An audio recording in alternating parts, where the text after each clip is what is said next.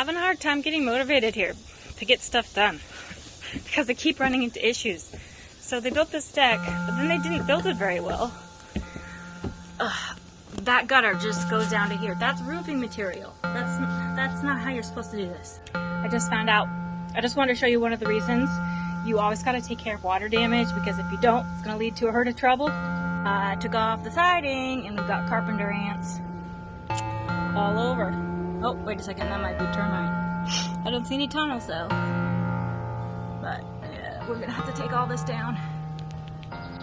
Making a mess here. Took down the railings.